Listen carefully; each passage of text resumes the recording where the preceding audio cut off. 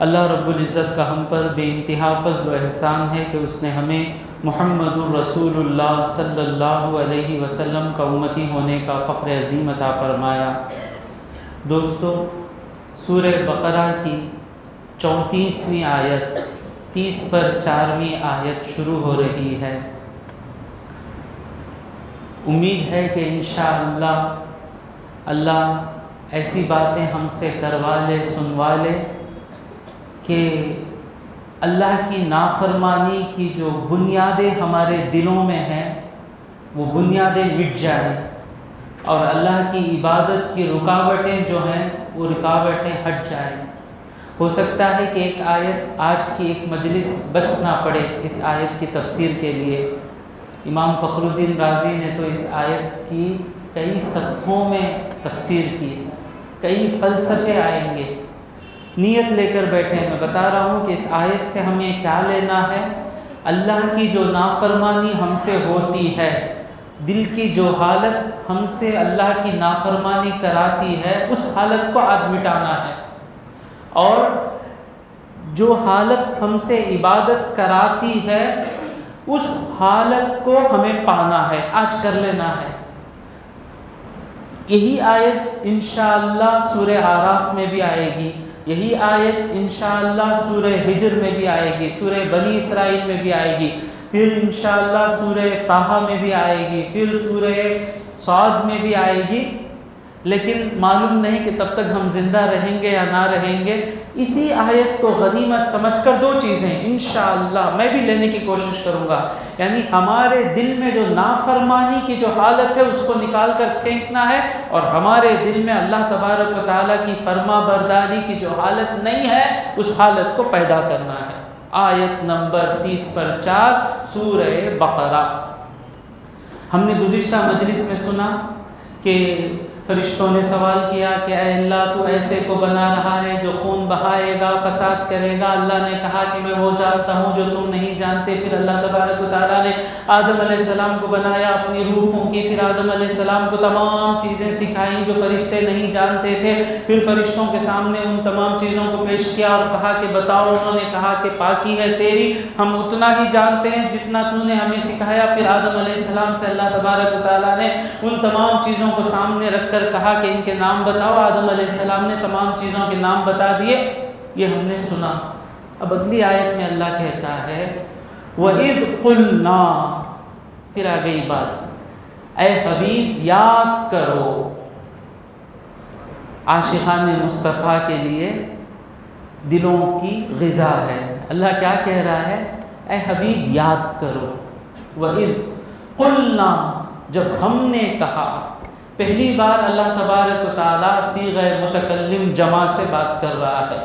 جب بات بڑی ہوتی ہے تو ایسا کام ہوتا ہے کہ بادشاہ ہی وہ کام کر سکتا ہے، اس وقت بادشاہ کہتا ہے ہم، اور یہ بادشاہ کو ہی حق ہے، اور حقیقت میں اللہ ہی بادشاہ ہے۔ قرآن بھی جہاں بھی صیغہ متکلم جمع یعنی پلورل فرسٹ پرسن پروناؤن جب آتا ہے تو اللہ تبارک و تعالیٰ بڑی شان والی بات کہہ رہا ہے۔ وَإِذْ قُلْنَا، یعنی اتنے سارے لاکھوں کروڑوں فرشتوں کو حکم دیا گیا ہے، اور اس حکم پر عمل ہوا۔ اور یہ کس کے حکم پر ہوا؟ اللہ رب العزت کے حکم پر ہوا۔ تو اللہ اپنی شان سے کہہ رہا ہے وَإِذْ قُلْنَا، اے حبیب یاد کرو جب ہم نے کہا، لِلْمَلَائِكَةِ، فرشتوں سے۔ کیا کہا؟ وَإِذْ قُلْنَا لِلْمَلَائِكَةِ اسْجُدُوا لِآدَمَ، آدم کو سجدہ کرو۔ پہلی بات، مفسرین میں اختلاف ہے، کیا سارے فرشتوں کو حکم ہوا یا بعض کو حکم ہوا؟ مفسرین میں ڈیوائیڈڈ ہیں، کہتے ہیں کہ سب کو ہوا، کیونکہ دوسری آیت میں اللہ کہتا ہے فَسَجَدَ الْمَلَائِكَةُ كُلُّهُمْ، سارے کے سارے فرشتے سجدے میں گر گئے۔ اور بعض مفسرین کہتے ہیں جن کا میں عاشق ہوں، شیخ متولی شعراوی رحمۃ اللہ علیہ، وہ کہتے ہیں کہ یہ ان فرشتوں کو حکم تھا جو آدم اور ان کی اولاد کے ساتھ جن کے معاملات رہیں، معاملات مطلب جو آدم علیہ السلام کی اولاد کے ساتھ لگے رہیں گے، ان کو حکم ہے۔ اور یہ ان فرشتوں کو نہیں ہے جو اللہ کے عرش کی پیر تھامے ہوئے ہیں، جن کا جو آدم علیہ السلام اور ان کی اولاد کے کاموں کے ساتھ لگے ہوئے نہیں ہیں، ان فرشتوں کو حکم نہیں ہے۔ اور وہ کہاں سے، علماء بھی بیٹھے ہیں اس لیے کہہ رہا ہوں، وہ کہاں سے معنی نکال رہے ہیں؟ سورہ صاد میں اللہ نے ابلیس سے پوچھا کیا تو نے تکبر کیا یا تو اونچے لوگوں میں سے ہے؟ تو وہ اونچے فرشتوں کو حکم نہیں ہوا تھا، اس لیے علی کل حال اکثر لوگ کہتے ہیں کہ سارے فرشتوں کو حکم ہوا۔ کیا حکم ہوا؟ اسجدوا لآدم، آدم کو سجدہ کرو۔ اب یہاں سوال اٹھتا ہے، سجدہ عبادت کے لیے ہے اور عبادت صرف اللہ کے لیے؟ میں نے گزشتہ کسی مجلس میں کہا عبادت کا معنی کیا ہے؟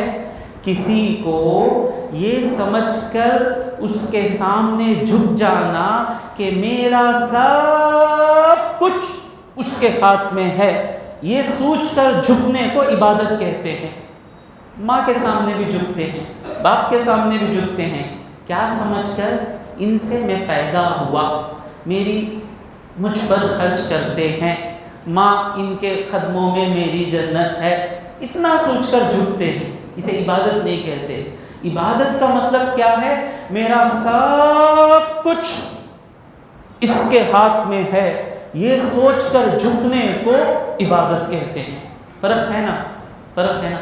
استاد کی بھی عزت کریں گے، پرنسپل کی بھی عزت کریں گے، دونوں 10 بوسیاں سیم رہیں گی۔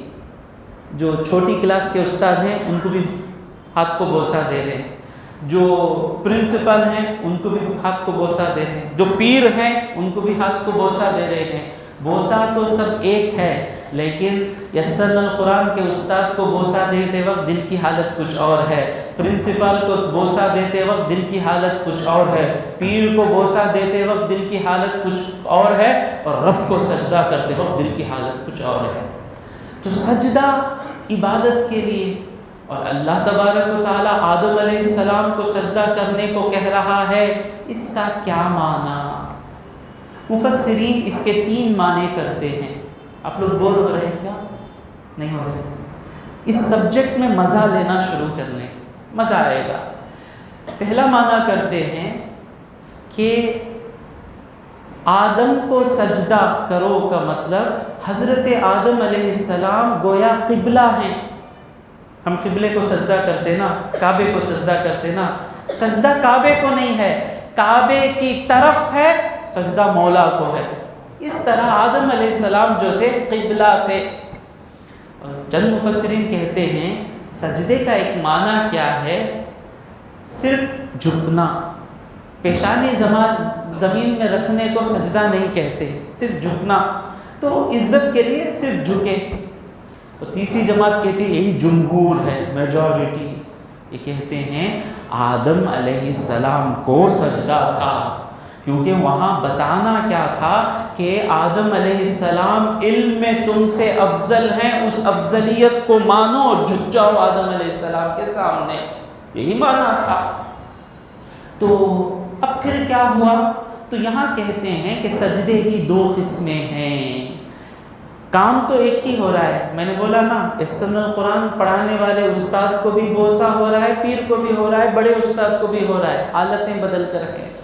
تو آدم علیہ السلام کو سجدہ جب کرے تو دل میں نیت کیا تھی؟ یہ اللہ نے بنایا ہے بزرگ، اس لیے ہم ان کو عزت کر رہے ہیں۔ اس کو کہتے ہیں سجدہ تعظیم، سجدہ ریسپیکٹ کے لیے ہے۔ اور جو دوسرا سجدہ ہے، اللہ کو جو سجدہ کرتے ہیں کام وہی ہوتا ہے، لیکن اس وقت نیت کیا ہوتی ہے کہ یہ میرا رب ہے، میں اس کی عبادت کے لیے سجدہ کر رہا ہوں، کام ایک ہے، نیت بدل گئی تو وہ سجدہ عبادت ہے، اللہ کے سوا کبھی کسی کے لیے کرنے کا حکم نہیں ہوا۔ اور یہ سجدہ تعظیم ہے، ریسپیکٹ کا سجدہ ہے، جو ہماری شریعت سے پہلے، حضور اکرم صلی اللہ علیہ وسلم کی شریعت سے پہلے کئی شریعتوں میں عزت کے لیے سجدہ کرنا جائز تھا۔ جو سجدہ فرشتوں نے آدم علیہ السلام کو کیا، جو سجدہ یعقوب علیہ السلام کے بیٹوں نے یوسف علیہ السلام کو کیا، اگلے شریعتوں میں یہ سجدہ جائز تھا۔ محمد مصطفیٰ صلی اللہ علیہ وسلم نے اس ریسپیکٹ تعظیم کے سجدے کو بھی روک دیا۔ اب کسی کو عزت کے لیے سجدہ کرنا حرام، کون کہہ رہا ہے؟ میں نہیں کہہ رہا ہوں۔ حضور اکرم صلی اللہ علیہ وسلم کے پاس کئی حدیثوں کو جمع کر میں کہہ رہا ہوں، کبھی معاذ بن جبل رضی اللہ تعالیٰ عنہ، کبھی دوسرے صحابی۔ ایک حدیث ہے حاکم میں،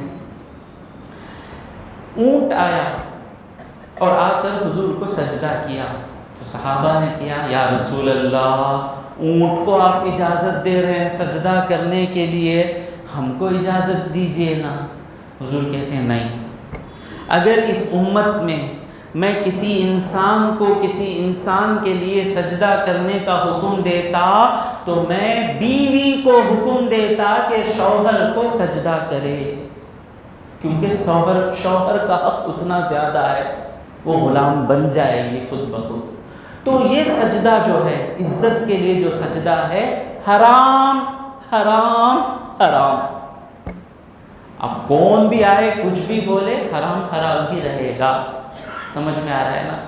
میں ڈیپ میں نہیں جانا چاہتا، میں چاہتا ہوں کہ سب لوگ میری تفسیر سنیں، سب سنیں، ہدایت پائیں۔ اچھا، حکم ہوا سجدے کا، بسم اللہ الرحمن الرحیم، وَإِذْ قُلْنَا لِلْمَلَائِكَةِ اسْجُدُوا لِآدَمَ۔ اب سوال اٹھتا ہے، فرشتوں کو کیوں کہا گیا سجدہ کرنے کے لیے؟ اس کے کئی معنی ہیں۔ ایک یہ کہ فرشتوں نے سوال کیا تھا نا، تو یہ ثابت کرنے کے لیے اب ان کے دلوں میں آدم اور ان کی اولاد کے بارے میں کچھ بھی بدگمانی نہیں ہے، اب پوری کی پوری محبت ہے ان کے دلوں میں۔ اور دوسری چیز کیا، اب آدم علیہ السلام اور ان کے بچوں کے سارے کام فرشتوں کے ہاتھوں میں ہیں، کھانا دینا، پانی دینا، حفاظت کرنا۔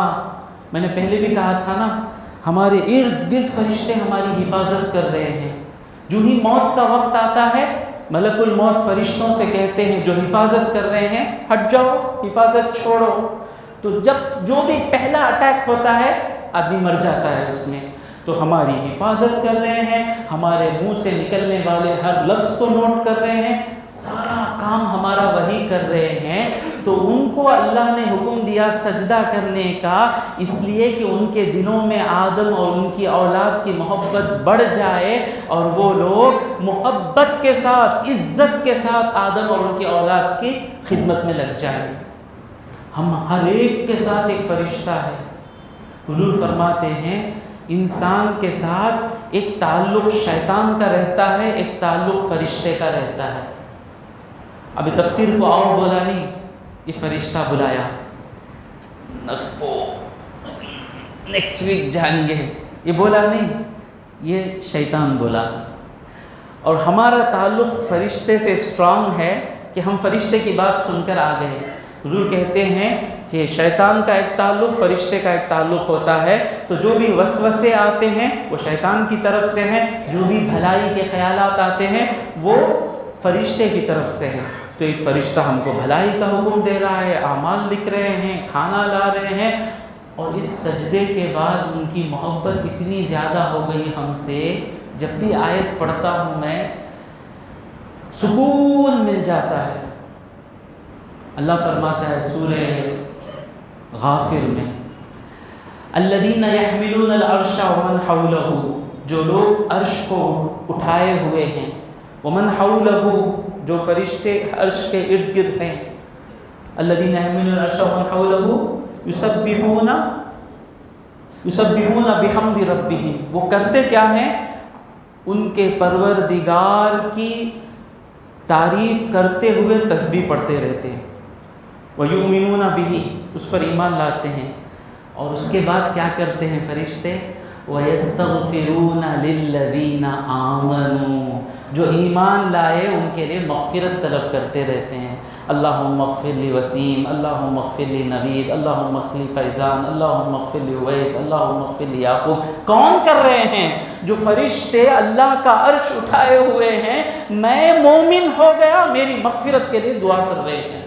وَيَسْتَغْفِرُونَ لِلَّذِينَ آمَنُوا، اور کیا کہہ کر مغفرت طلب کرتے ہیں؟ ربنا، اے پروردگار، وسعت کل شیء، ربنا وسعت کل شیء علما، اے اللہ تیرا علم تمام چیزوں کو گھیرے ہوئے ہے، فاغفر للذین آمنوا، جو ایمان لائے ان کو معاف کر دے، فاغفر للذین تابوا واتبعوا سبیلک، اور تیرے راستے پہ چلتا ہے، وقہم عذاب الجحیم، اور انہیں جہنم کے عذاب سے بچا لے۔ تو سجدہ دینے کا حکم اس لیے تھا کہ فرشتے اب کام میں لگنے والے ہیں آدم اور ان کی اولاد کے، تو ان کی محبت بڑھ جائے، ان کے دلوں میں آدم کی تعظیم بڑھ جائے، تو اللہ تبارک و تعالیٰ نے ان کو حکم دیا کہ سجدہ کرو۔ اور تیسری چیز کیا ہے؟ فرشتوں کی غذا ہی اللہ کی عبادت ہے۔ ہماری غذا بریانی ہے، ہماری غذا IPL ہے، ہماری غذا فلم دیکھنا ہے، ہم کو کیا کیا مزے ہیں، ان کا مزہ ہی سبحان اللہ سبحان اللہ سبحان اللہ سبحان اللہ سبحان اللہ، اللہ کی عبادت ان کا مزہ۔ لیکن اللہ تبارک و تعالیٰ بتانا چاہتا ہے یہ ایسے میرے فرشتے ہیں، صرف تسبیح کرتے نہیں ہیں، میں جو بولتا ہوں کرتے ہیں۔ ابھی انہوں نے دیکھا کہ مٹی سے بنایا ہوا پتلا ہے جس میں روح پھونکی گئی، لیکن جب میں کہتا ہوں تو میرے حکم کے سامنے گر جاتے ہیں فرشتے۔ تو فرشتوں کی شان بتانی تھی، کیا کر کے؟ آدم کو سجدہ کروا کر۔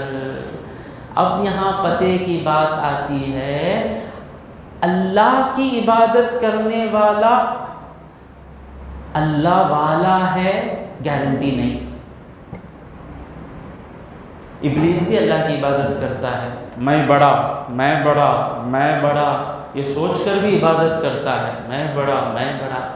لیکن جو اللہ والوں کے سامنے اپنے آپ کو چھوٹا سمجھتا ہے، وہی حقیقت میں اللہ والا ہے۔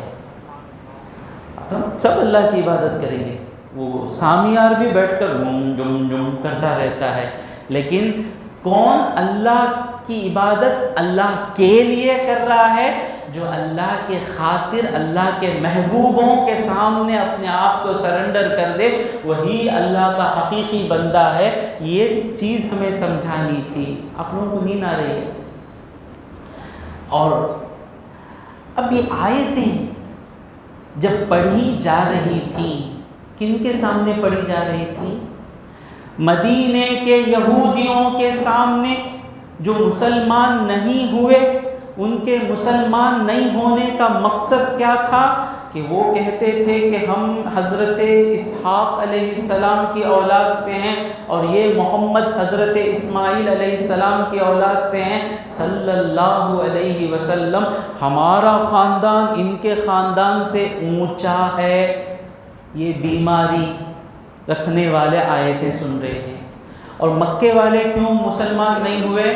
وہ ابو جہل، وہ جو بھی تھا، وہ کہتا تھا کہ میں مالدار ہوں، میں اونچے خاندان کا ہوں جس طرح محمد ہیں صلی اللہ علیہ وسلم، مجھے کیوں نبوت نہیں ملی، محمد کو کیوں نبوت مل گئی صلی اللہ علیہ وسلم۔ یہ بیماری رکھنے والے بھی آیتوں کو سن رہے ہیں، اور قیامت تک ہم بھی ان آیتوں کو سنیں گے۔ تو ان آیتوں کے ذریعے سے پیغام کیا دیا جا رہا ہے کہ ہماری کامیابی کب ہے اور ہماری بربادی کب ہے؟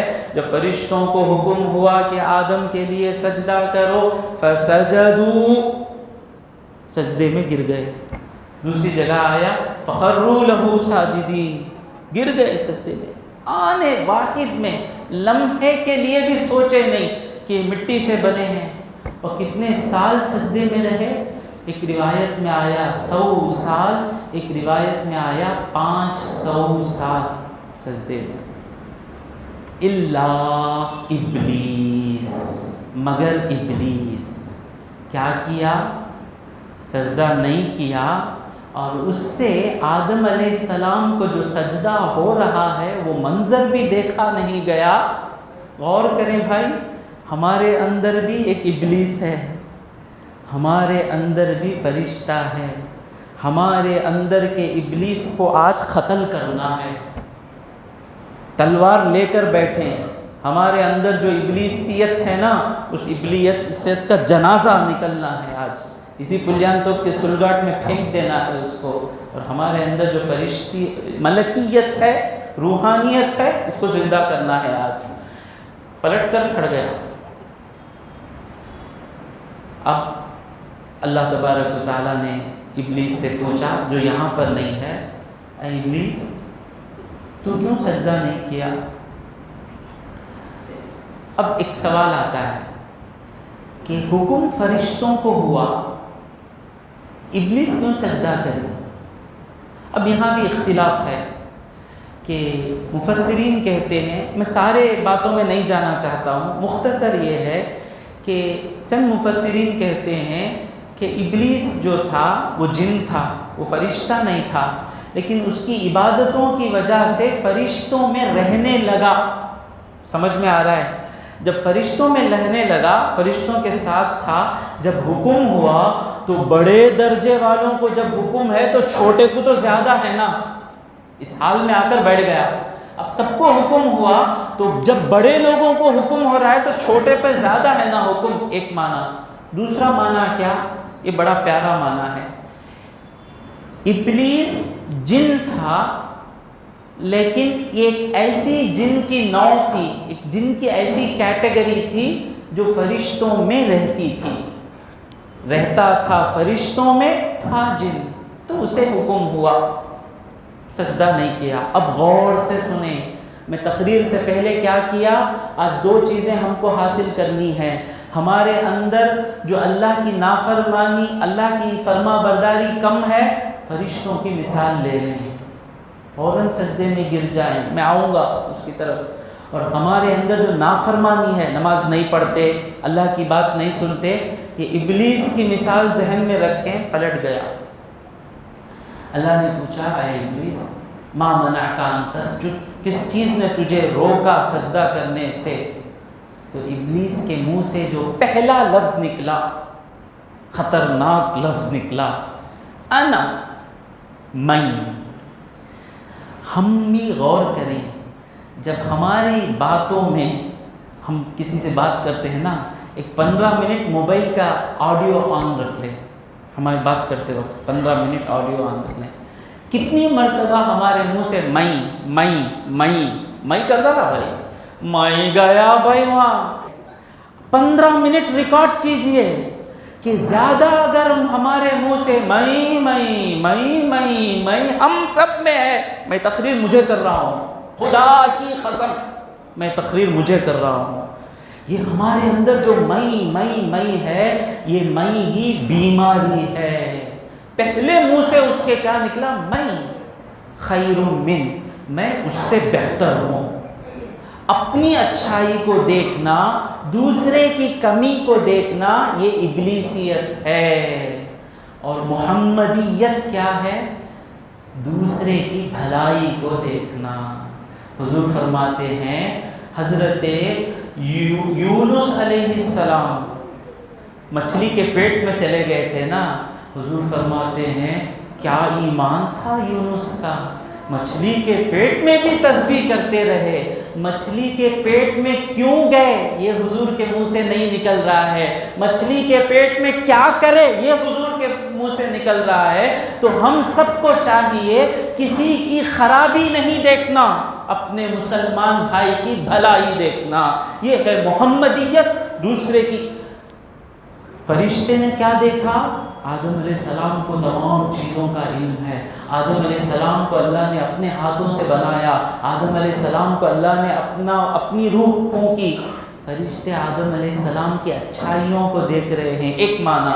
اور ابلیس ان تمام اچھائیوں سے منہ پھیر کر آدم علیہ السلام کی جو کمی نہیں ہے، جو وہ سمجھتا ہے کہ کمی ہے، تو نے مجھے آگ سے بنایا، ان کو مٹی سے بنایا، اس لیے میں سجدہ نہیں کروں گا۔ اور ہم سب کیا کرتے ہیں؟ کتنا بھی بڑا عالم ہو، کتنا بھی بڑا ڈاکٹر ہو، کتنا بھی بڑا خاندان کا بھائی ہو، کتنا بھی نیک آدمی ہو، اس کے تمام نیکیوں کو چھوڑ کر اس کی ایک خرابی رہتی ہے، کالج کے دنوں میں کسی لڑکی کے ساتھ کچھ کیے، وہ ایک چیز رکھ کر اس کی تمام نیکیوں کو بھول جانا اور اس کو کم سمجھنا، یہ ابلیسیت ہے۔ یہ یوٹیوب پر بیان سلامت رہے، یہ مثالیں جو ہیں ہم کو زندہ کر رہی۔ میری تقریر کیا ہے؟ ابلیس کیا کیا، فرشتے کیا کیے، یہ نہیں ہے۔ ہمارے اندر جو ابلیس ہے اس کو جان سے مارنا ہے۔ تو دوسروں کے عیبوں کو دیکھ کر دوسروں کو چھوٹا سمجھنا، یہ کریں گے تو ابلیس کے جیسا کام کریں گے۔ دوسروں کی اچھائیوں کو دیکھیں گے تو دوسروں کے ساتھ بھی اچھے رہیں گے، مولا کے پاس بھی اچھے رہیں گے۔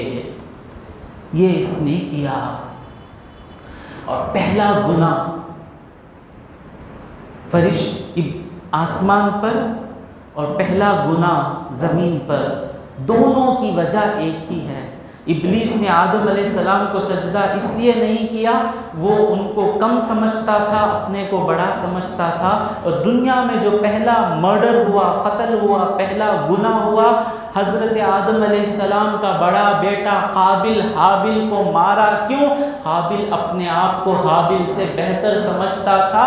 میرے دوستو، آج کے بعد جب ہمارے ذہن میں بات آئے گی کہ میں نوید حافظ صاحب سے اچھا ہوں، میرا آواز فیضان حضرت سے اچھا ہے، میں ان سے اچھا ہوں، میں ان سے اچھا ہوں، جب یہ خیال آئے گا، ضرور آئے گا، جب آئے گا تو ہم کو یہ سوچ لینا چاہیے یہ میرے بربادی کا خیال آ رہا ہے۔ سمجھ میں آ رہا ہے نا؟ ہر گندا خیال آئے گا، آتے ہی کیسا سوچنا، کوئی آدمی 2 دن سے نہیں نہایا ہے تو جسم سے بو آتی ہے نا، تو جسم سے بو آتی ہے تو کیا کرتا ہے آدمی؟ بو آ گئی، مجھے نہانا ہے۔ اسی طرح یہ خیال آ گیا تو مجھے صابن سے اس خیال کو نکالنا ہے۔ وہ صابن کیا ہے؟ قرآن کی آیتیں ہیں۔ وہ نہلانے والا کون ہے؟ کوئی پیر کامل یا کوئی استاذ یا کوئی رہبر، اس کی مجلس میں آنا ہے، وہ صابن سے آیتوں کے ذریعے ہماری گندگیوں کو دھو کر نکال دے گا۔ سمجھ میں آ رہا ہے گا؟ اور دوسری چیز، تھوڑا تکبر ہے نا، ایک ہے کبر، ایک ہے تکبر۔ کبر کا معنی کیا ہے؟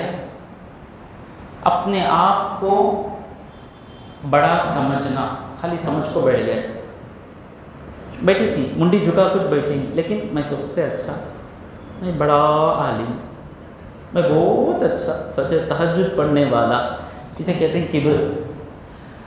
وہ خیال آنے کے بعد دوسرے کے پاس آ کر، کیا جی حافظ کی تمہیں کتنے آیتاں یاد ہی تمنا، یہ جو مستی کرتے ہیں اسے کہتے ہیں تکبر۔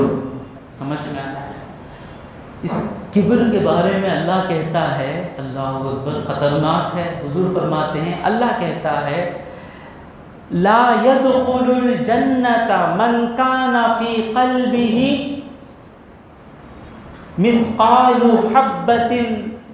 مثقال ذرة او مثقال حبة من خردل من الكبر، جس کے دل میں رائی کے دانے کے برابر بھی کبر ہو، یعنی میں اس سے اچھا، اپنے آپ کو صرف اچھا سمجھنا یہ کبر نہیں ہے، صرف سامنے والے کو کم سمجھنا یہ بھی کبر نہیں ہے۔ کبر کسے کہتے ہیں؟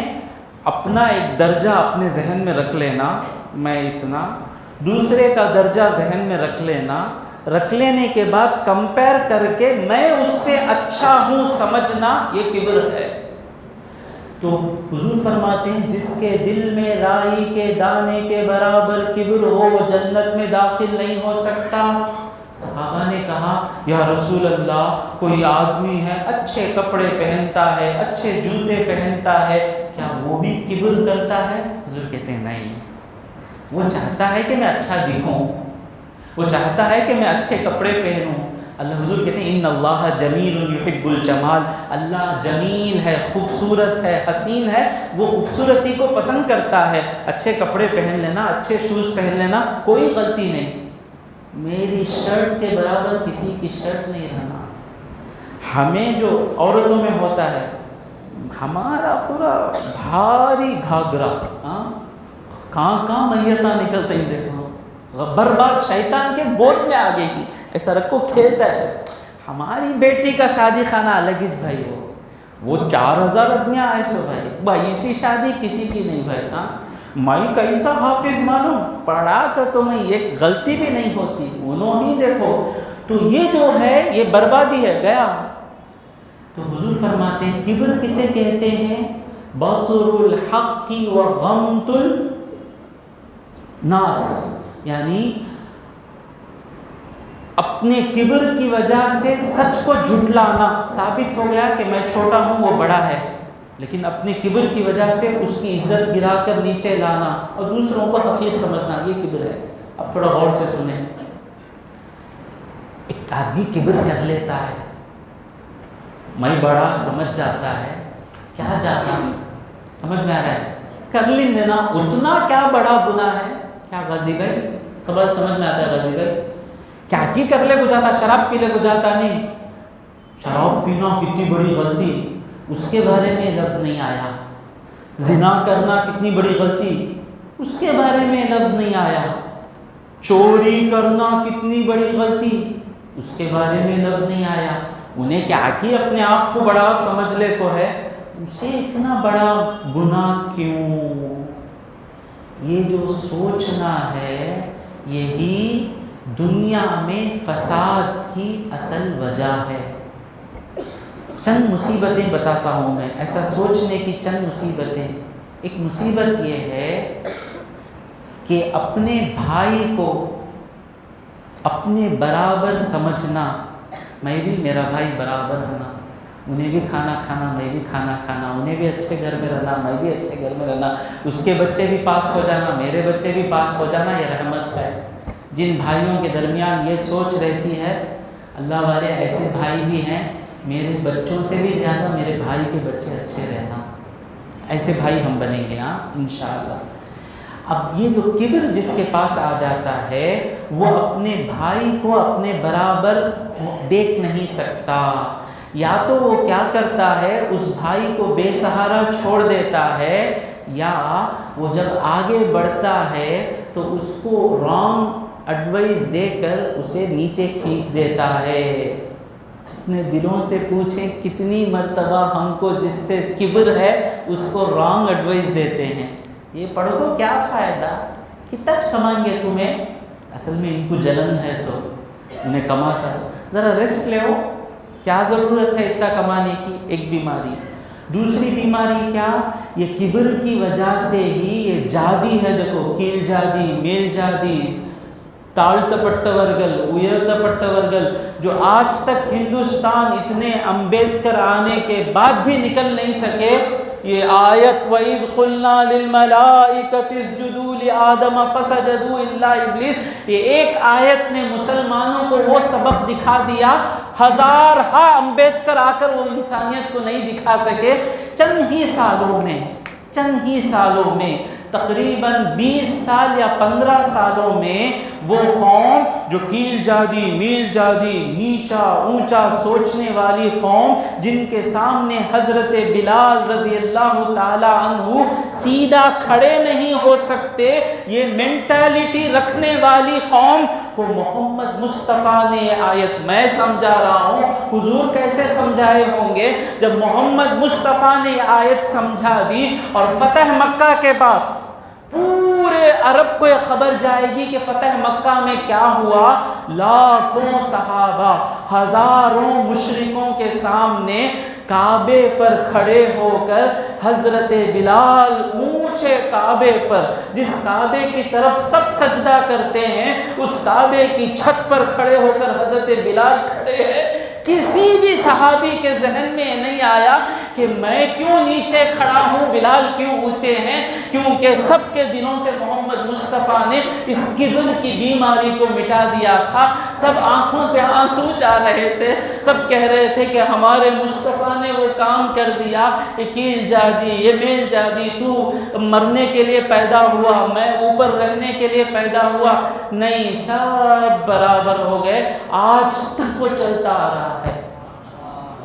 آج بھی مجلس میں ہم بیٹھے ہیں، اس میں کوئی کیل جادی نہیں، کوئی میل جادی نہیں، کوئی مالدار نہیں، کوئی غریب نہیں۔ جو مسلم پہلے آیا پہلی صف اس کی ہے۔ کروڑ پتی بھی آئے، جو ساری مسجد کو اے سی لگانے والا بھی اگر عید کے دن دیر سے آئے، اسے وہیں چپل کے پاس جگہ ملے گی۔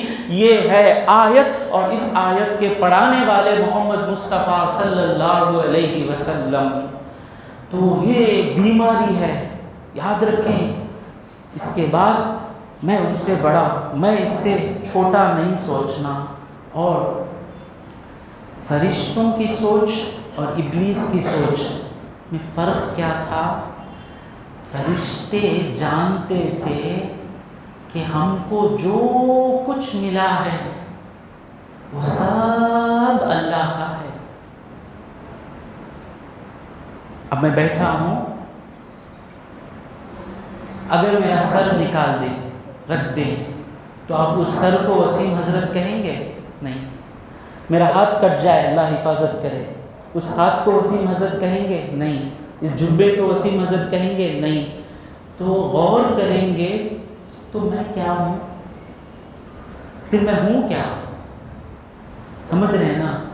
جب میری روح اس جسم سے نکل جائے گی، اسے وسیم حضرت نہیں کہیں گے، اسے میت کہیں گے۔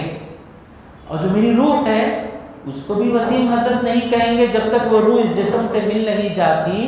تو فرشتوں کو معلوم تھا حقیقت میں کسی کا کچھ بھی نہیں ہے، حقیقت میں سب کچھ اللہ کا ہے، اور جو کچھ نظر آ رہا ہے وہ بھی اللہ ہی کا ہے۔ تو ان کے پیچھے اپنی توجہ کیوں لگائیں؟ میں ہی کوشش کر رہا ہوں جتنا ہو سکے یہ سب میرے آنکھوں سے ہٹ جائیں، حقیقت میں جس کا سب کچھ ہے وہی میرے نظر میں رہ جائے۔ تو فرشتوں کو جب معلوم تھا کہ ہمارا سب کچھ اللہ کا ہے، تو ان کو میں کچھ بھی نہیں ہوں، آدم بھی کچھ بھی نہیں ہے، اللہ جسے چاہے بڑا بنا سکتا ہے، اللہ جسے چاہے چھوٹا بنا سکتا ہے، یہ سمجھ گئے، سجدہ کرنا آسان ہو گیا۔ ابلیس سمجھا کہ اس کو جو ملا تھا، جو عبادتیں اس کو ملی تھی، کتنے سال عبادت کیا معلوم؟ 80 lakhs year 80 lakhs year۔ ایک حدیث میں آیا، ایک تفسیر میں، اس کی عبادتیں، اس کا علم، وہ جو فرشتوں میں پڑھاتا تھا، بے وقوف سمجھ گیا کہ وہ سب اس کا ہے۔ سمجھ میں آیا؟ اب آئیں، اب یہ سب بنی اسرائیل کو جو کہہ رہے تھے کہ یہ کیسے مکے کے نبی کو مان لیں، اللہ کہہ رہا ہے یہ واقعہ تورات میں ہے نا، کرسچن سے کہہ رہا ہے یہ واقعہ بائبل میں ہے نا۔ مٹی کو جب اللہ نے بڑا بنا دیا تو سارے فرشتے گر گئے، میں نے محمد کو بڑا بنایا جو پہلے سے ہی بڑے ہیں، ان کو ماننے میں تمہارا کیا جاتا ہے؟ اور مشرکین مکہ کو بھی اللہ بتا رہا ہے یہ اللہ ہے جو بڑا بناتا ہے، تم کون ہو جو سمجھ کر بیٹھے ہو کہ میں بڑا تو بڑا؟ ہمارے ہاتھ میں کچھ بھی نہیں ہے، ایک انگوٹھی گر جائے تو وہ انگوٹھی اٹھانے کی طاقت تک مجھ میں نہیں ہے، تم کیا سمجھ کر بیٹھے ہو کہ میں بڑا تو بڑا؟ بڑا بنانے والا کون ہے؟ اللہ ہے۔ اب آئیے، اب دوسری بات، یہ ہمارے لیے ہے، یہ ہمارے لیے ہے۔ فرشتوں کو سجدہ کرنا آسان تھا، ابلیس کو سجدہ کرنا مشکل۔ ریزن کیا تھا؟ فرشتے سمجھتے تھے، مانتے تھے کہ ہمارے پاس جو کچھ ہے وہ اللہ کا ہے، اور ابلیس سمجھتا تھا کہ یہ جو سب کچھ ہے یہ میرا ہے۔ تو ہم بھی فجر کو اٹھنا ہمارے لیے مشکل اس لیے ہے کہ ہم یہ سمجھتے ہیں کہ میری نوکری مجھے پال لے گی، میرا بزنس مجھے پال لے گا، میری جوانی مجھے پال لے گی، میرے جسم کی طاقت مجھے پال لے گی۔ تو جو اللہ کی عبادت نہیں کرتا ہے وہ بھی ایک ابلیس ہے جو یہ سمجھتا ہے کہ مجھے اللہ کی ضرورت نہیں ہے، منہ سے نہیں کہتا لیکن ایک بھی عبادت چھوڑنا اسی لیے ہم چھوڑتے ہیں۔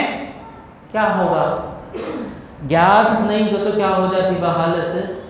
بیوی بولے جی کل گیس نہیں تھی، کھانا نہیں پکیں گا، کیا بھاگتا نا، ان کے گھر کو گیا، ان کے گھر کو گیا، سلنڈر ملیں گا، کل بچے بھوکے مر جائیں گے، سلنڈر ملیں گا، پانی کا کیا نہیں ہے، وہاں جائیں گے، لائٹ آف ہو گیا، جو الیکٹریسٹی وائر کنجو کڑترنگلا لائٹ لینا ہے نہ ہو، تو گیس نہیں تو کھانا نہیں ملے گا۔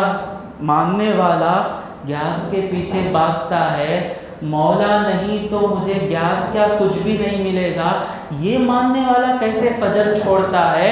مطلب کیا کہ ہم ابلیس بن گئے ہیں۔ عبادت میں مزہ ملنا ہے تو میرا سب کچھ اللہ کے ہاتھ میں ہے، یہ ماننا ہم میں آ گیا نہیں آ گیا کیسے دیکھنا؟ جب ہماری دعائیں لمبی ہو جاتی ہیں، جس کی دعائیں لمبی ہیں، لمبی دعا کرتا اللہ اللہ اللہ اللہ، تو جو لمبی دعائیں کرتا ہے وہ اللہ کو سب کچھ مانتا ہے۔ جو سلام علیکم ربنا ظلمنا بھاگتا ہے، یہ اللہ کی ضرورت نہیں ہے کہتا ہے۔ سمجھ میں آ رہا ہے بھائی؟ چلیں قرآن کے ساتھ چلیں گے انشاءاللہ، وہ ایمان بھی ہم کو نصیب ہوگا۔ فسجد الملائکۃ کلھم فسجدوا الا ابلیس۔ ابلیس کا معنی کیا جانیں گے؟ ابلیس کا معنی، ابلیس کا معنی مایوس ہوا، اللہ نے اسے رحمت سے مایوس کر دیا۔ وَكَانَ مِنَ الْكَافِرِينَ، اور وہ تھا کافروں میں سے۔ چونکہ بھائی اتنے سال عبادت کرنے والا کافر تھا کیا؟ مطلب کیا؟ اللہ دلوں کو جانتا ہے کہ اصل میں کیا ہے۔ اللہ اسی لیے کہتے ہیں ہر چیز کیا تھی آخری عمر میں پتہ چلے گا کیا تھی۔ ہر ایک نیک بن کر رہے گا، جب امتحان آتا ہے تبھی پتہ چلتا ہے کہ کون نیک ہے کون برا ہے، تو آخر میں وہ کیا ہونے والا ہے اللہ جانتا ہے۔ تو اللہ نے کہا وَكَانَ مِنَ الْكَافِرِينَ۔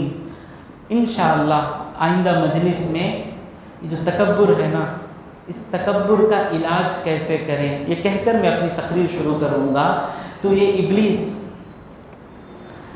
حدیث میں آیا، مسلم شریف کی حدیث ہے، ابو ہریرہ رضی اللہ تعالیٰ عنہ سے مروی ہے، فرماتے ہیں حضور صلی اللہ علیہ وسلم اذا قرأ ابن آدم السجدۃ، جب آدم کا بیٹا سجدے کی آیت پڑھتا ہے، پڑھتے نا، فسجد، سجدے میں گر جاتا ہے، اعتزلہ ابلیس، ہمارے ساتھ ابلیس بھی نماز میں کھڑا رہتا نہیں، یبکی، روتا، کہتا امیر ابن آدم بالسجدۃ فسجد، آدم کے بیٹے کو سجدے کا حکم ہوا، فوراً سجدے میں گر دیا، فلہ الجنہ، اور اسے جنت مل گئی، وامرت بالسجدۃ ولن اسجد، اور مجھے سجدے کا حکم ہوا لیکن میں سجدہ نہیں کیا، فلی النار، مجھے نار ہے۔ اب آپ پوچھیں گے پچھتاوا ہوگا کیا حضرت، اسے سدھر گا کہ انہیں؟ دیکھیے یہ بیماری ہمارا نیچر بننے سے پہلے اسے نکال دینا، خدا نہ خواستہ ایک وقت ایسا آئے گا کہ بیماری ہم چاہ کر بھی نکال نہیں سکتے۔ آپ پوچھیں گے ابلیس رویا نا، سدھر گا کہ نہیں؟ ایک روایت میں آیا، وہ کتنی صحیح ہے لیکن کئی مفسرین نے اس روایت کو بیان کیا کہ ایک مرتبہ حضرت موسیٰ ہیں یا حضرت عیسیٰ ہیں، مجھے یاد نہیں ہے، آپ نے اللہ سے ابلیس کی سفارش کی کہ مولا ابلیس کو سب کو معاف کر رہا ہے، ابلیس کو بھی معاف کر دے۔ اللہ کہتا ہے اچھا، آدم کی قبر کو جا کر سجدہ کر دے، میں اسے معاف کر دوں گا۔ نبی جا کر کہتے ہیں ہو گیا باپ۔ نبی کو کیا ہے، نبی تو عاجزی کا مثال ہے، جاؤ جا کے آدم کی قبر کو سجدہ کر دو۔ اس کی فطرت بن گئی نا، میں اس زندے آدم کو سجدہ نہیں کیا، ان کی قبر کو جا کر سجدہ کروں گا میں اولیاء اللہ جب تک زندہ تھے ان کی عزت نہیں کرا، میں ان کے انتقال ہونے کے بعد جا کر فاتحہ پڑھوں گا ان کی، لیکن اس سے قبر کو سجدہ کرنا حرام، یاد رکھ لیں۔ اللہ تبارک و تعالیٰ سے دعا ہے کہ جو کچھ کہا اور سنا اس پر عمل کرنے کی توفیق عطا فرمائے۔ وآخر دعوانا ان الحمد للہ رب العالمین، صلی اللہ علیہ